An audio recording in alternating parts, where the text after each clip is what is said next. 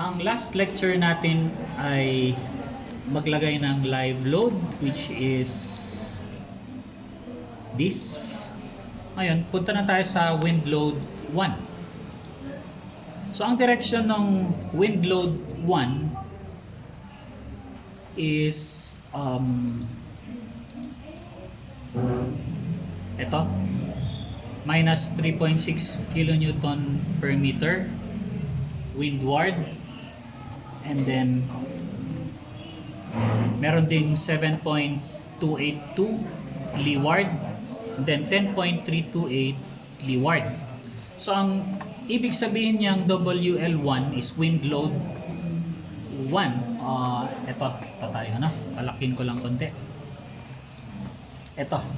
So pag ganito yung direction ng wind, and then ito yung windward, so itutulak niya yung surface pababa, tapos ito yung leeward, hihigupin niya yung mga bubong pataas, so suction yan. So itong pressure, this is 3.6, kaya negative yun. And then yung W1 naman, leeward, suction, pataas, kaya positive. Ngayon yung 7.282, ito yan. And then yung 10.328, yan yung nasa zone 2 or yung kinompute natin na distance A. So dito ko siya ilalagay. Okay? Mapapansin nyo na mas malaki yung kanyang load sa gilid. So yan ang ating gagawin ngayon. And ang direction yan ay local Y. Okay, so dito ako ngayon, so I will click add. And then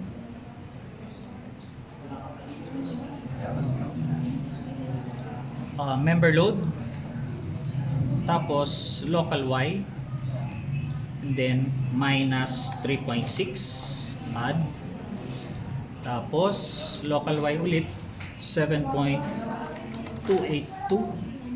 add, and then 10.328 and then add, then close. Ngayon, view. Sabihin nyo kung mabilis ako or pabagal iloload ko to ngayon. Use cursor to assign dito sa top chord. Palaki nyo lang. Ayan. So ito yung niloload natin, yan. Oops. So pagka nagkamali, pwedeng control Z. Yan. Then click mo ulit. Next is ito naman 7.282. Clinic ko lang dun then dyan na. Oops, mali. So control Z ulit. Undo. Click ko ito, then use cursor to assign, then assign. Yan.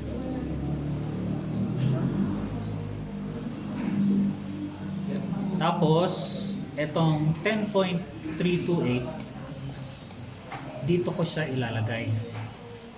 Oops, sorry. Control C. Double click. Then use cursor to assign. Yan. Tapos dito naman, dun ko nilagay sa dalawa. The reason for that is ang distance nito ay 0.719.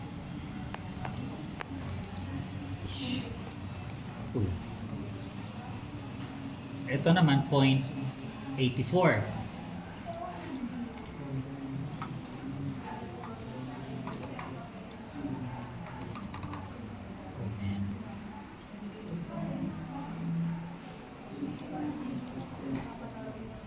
Next, yung distance A dito, that is I think 0.9.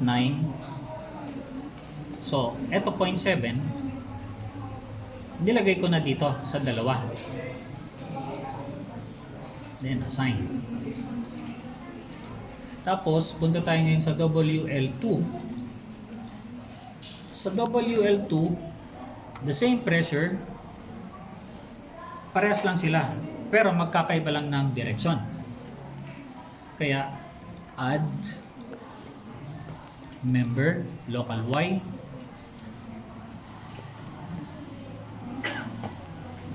and then minus 3.6 add then 7.282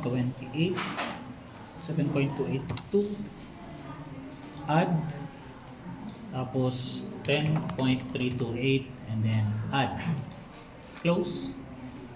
Now I will assign this here. So yan ay pressure. Tapos double click ko lang yan. And then dito sa loob.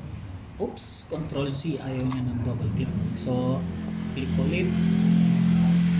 Use cursor to assign and then dyan na. Tapos ito, use cursor and then assign. Yan. So notice na kapag i-maximize natin yan, kapag i-click ko tong WL1, pag ganito yung win, WL2, pag ganun naman yung win. Tapos yung WL3, that is also both sides is in pressure. WL4 both sides in suction. Okay, so WL3 is minus 3.6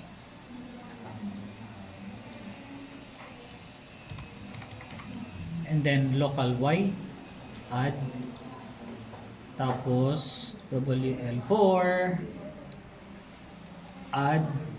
Ang lalagay natin ngayon sa WL4 is yung 7.28 tsaka 10.328 which is local Y. 7.282 add tsaka 10.328 and then add then close.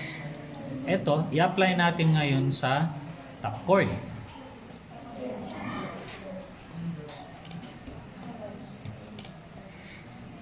So pwedeng ganito, Control G, click ko si top chord, highlight, and then close, tapos click assign to selected beams.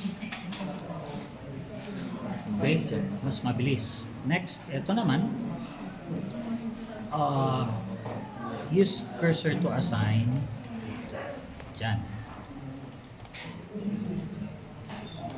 Tsaka dito.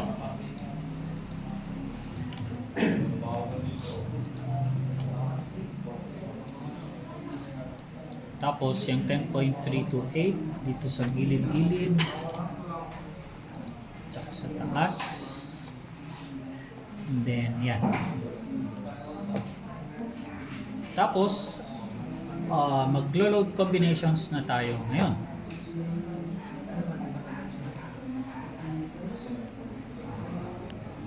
Cut. Medyo matagal tong load. Cut na.